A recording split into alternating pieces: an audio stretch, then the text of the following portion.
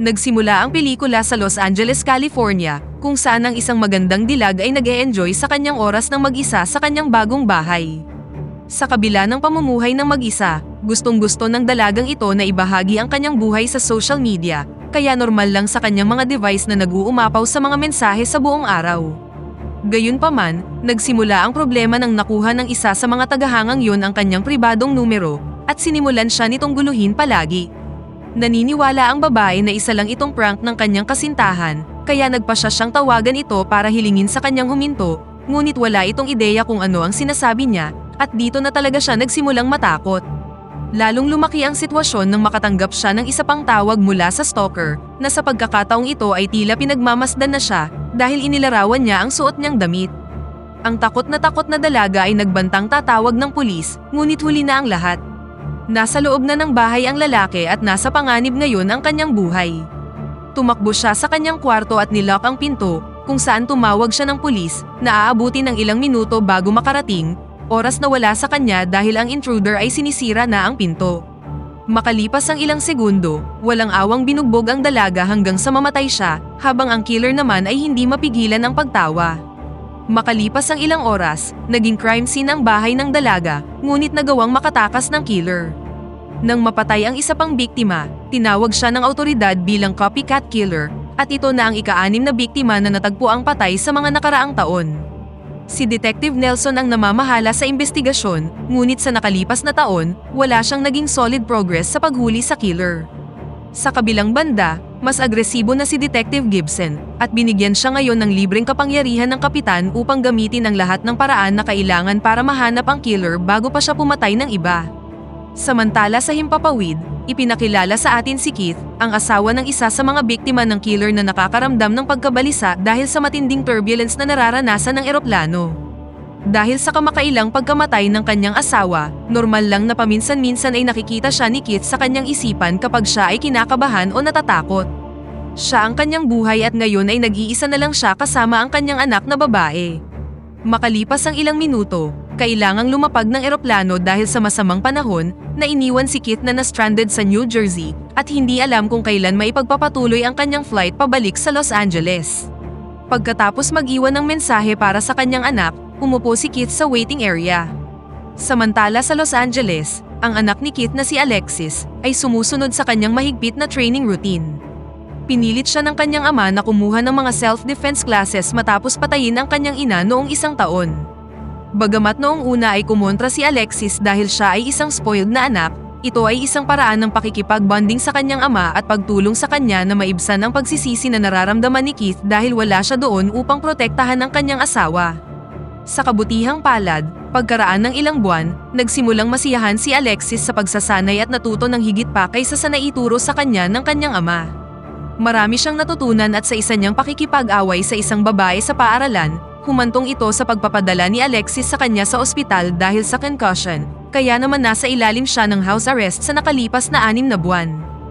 Dismayado siya, lalo na't mamimiss niya ang kanyang prom ng gabing yun. Gayunpaman, hindi lahat ay masamang balita, dahil matatapos na sa susunod na araw ang kanyang sentensya, at sa wakas ay maaalis na nila ang ankle monitor. Habang kausap ang kanyang ama sa telepono, na sinabi sa kanya na hindi siya makakarating sa oras ng gabing yun, may biglang kumatok sa pinto. Lumalabas na ito ang kanyang kaibigan na si Tessa, na inakit si Keith gamit ang kamera, dahil alam niyang minomonitor niya ang lahat ng nangyayari sa bahay. Matapos malaman ang lahat ng bagong chismis sa paaralan, sinabi ni Tessa kay Alexis ang tungkol sa batang babae na pinaslang ilang gabi pa lang ang nakakalipas.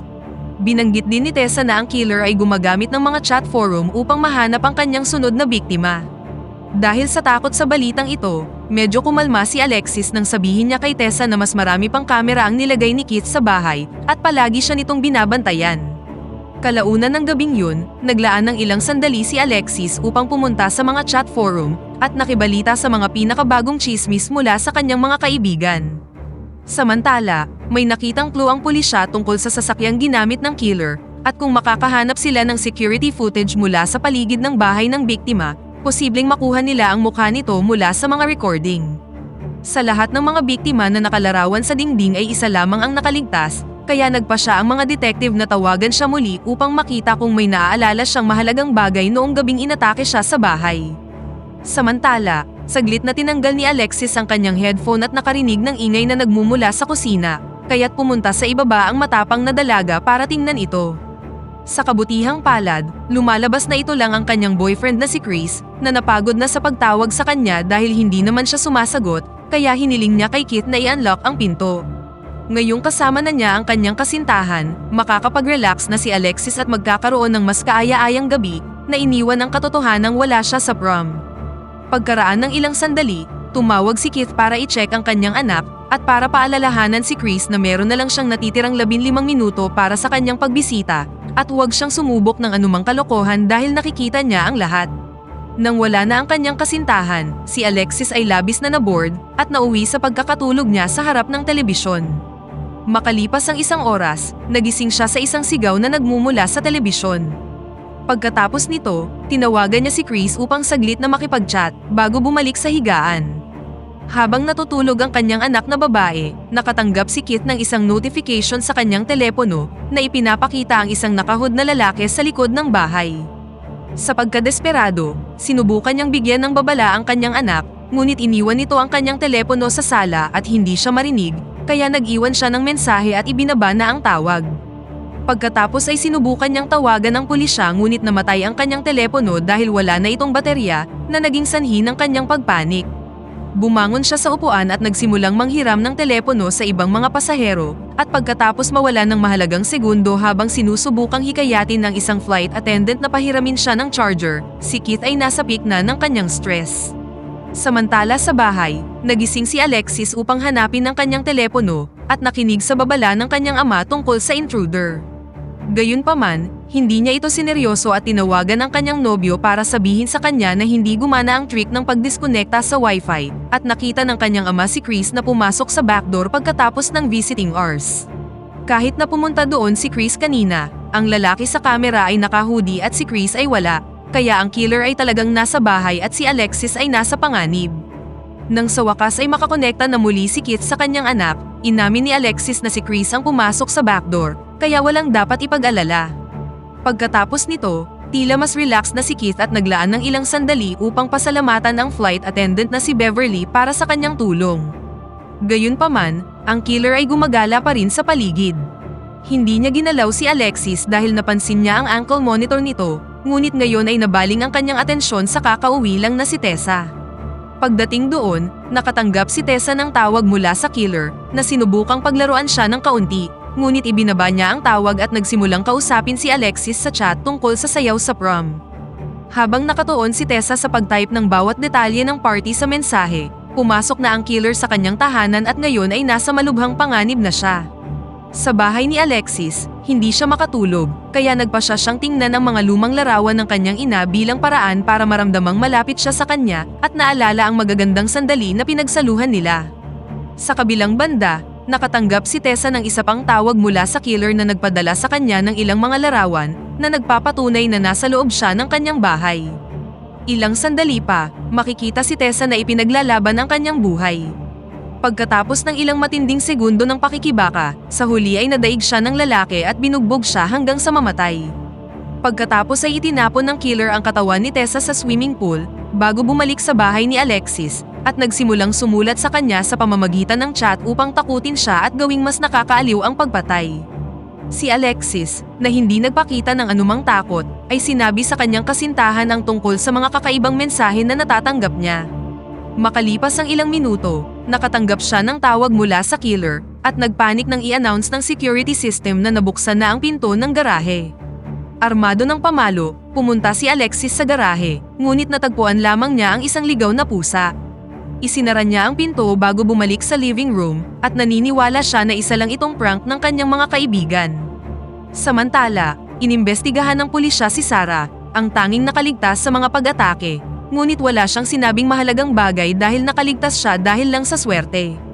Sa kabilang banda, nahihirapan si Kit sa pag-access sa mga security camera, kaya hiniling niya sa kanyang anak na padalhan siya ng larawan mula sa bahay dahil nakita niya sa motion sensor na gising ito sa may living room.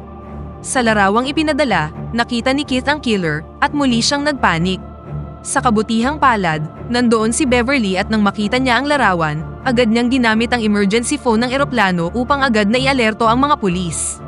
Samantala sa bahay, kumilos na ang killer at sinabi kay Alexis na nakikita niya siya, dahilan para magtago ang dalaga sa aparador at tinawagan ang kanyang ama, na ipinaalam lamang sa kanya na papunta na ang mga pulis at ipinaalala sa kanya ang kanyang self-defense lesson. Ngunit pansamantala, ang kanyang pinakamahusay na pagpipilian ay manatiling nakatago at maghintay sa pagdating ng pulisya. Pagkaraan ng ilang sandali, dumating na ang pulis sa bahay at nakita siya ni Alexis sa pamamagitan ng door camera. Ngunit nang malapit na siyang humingi ng tulong sa kanya, biglang lumitaw ang killer sa likuran ng pulis at pinatay siya. Sa eroplano, labis na nabagabag si Keith na nagdulot ng kaguluhan nang magsimulang magpanik ang iba pang mga pasahero. Sa istasyon ng pulisya, sinubukan ni Gibson na makipag-ugnayan sa opisyal na ipinadala nila kanina upang suriin ang bahay ni Keith. Gayunpaman, wala silang nakuhang anumang tugon, kaya nagpasya silang magmadali upang makita kung okay ang lahat. Samantala kay Alexis, napaka-tense ng sitwasyon at nahihirapan siyang magtago mula sa killer, kaya nagpasya siyang ipaglaban ang kanyang buhay. Gamit ang mabilis na suntok, nagawa niyang patumbahin ang killer, ngunit hindi pa rin ito tumigil. Desperadong tumakbo ang dalaga at nagpas siyang magtungo sa labas para i-activate ang kanyang ankle monitor. Gayunpaman, nahuli siya ng killer at kinaladkad siya pabalik sa loob. Nang makapasok sa bahay, nagawang palayain ni Alexis ang sarili at sinubukang tumakbo sa kusina, kung saan natagpuan niya ang katawan ng patay na opisyal at kinuha ang kanyang baril. Armado at punong-puno na sa mga laro ng killer, pinaputok ni Alexis ang baril sa kanya at saktong dumating na si Nelson upang tumulong. Makalipas ang ilang oras, sa wakas ay dumating na si Keith, at palihim na ibinulong ng kanyang anak na sa wakas ay nahuli na niya ito. Pagkatapos ay ipinakita sa atin ng isang flashback ilang araw pagkatapos ng pag-murder sa ina ni Alexis. Ipinakita ni Agent Nelson kay Alexis ang larawan ng pangunahing sospek sa kaso, at sinamantala ng dalaga ang sandaling yun upang kumuha ng mga larawan ng ebidensya habang distracted ang opisyal. Sa mga sumunod na buwan, ginamit ni Alexis ang lahat ng kanyang resources upang mahanap ang sospek na nagkukubli sa mga chat forum, umaasang makikipag-ugnayan ito sa kanya. Nang sa wakas ay dumating na ang killer upang atakihin siya, handa siyang ibigay ang hustisya para sa pagkamatay ng kanyang ina. Matapos makumpirmang ito ang parehong lalaki mula sa larawan, hindi siya nagdalawang isip na barilin ito. Ngayon, alam na ni Keith na hindi masyadong inosente ang kanyang anak, ngunit ipinagtanggol pa rin niya ito sa harap ng mga opisyal at sa kanilang mga hinala. Sa huli, bahagyang napangiti si Alexis, ngayong gumana ang kanyang perpektong plano, at dito na nagtatapos ang pelikula. Pakipindot naman ang like button kung nagustuhan mo ang pelikula at kung hindi naman, pindutin mo ng 2 beses ang dislike button para lang makasiguro.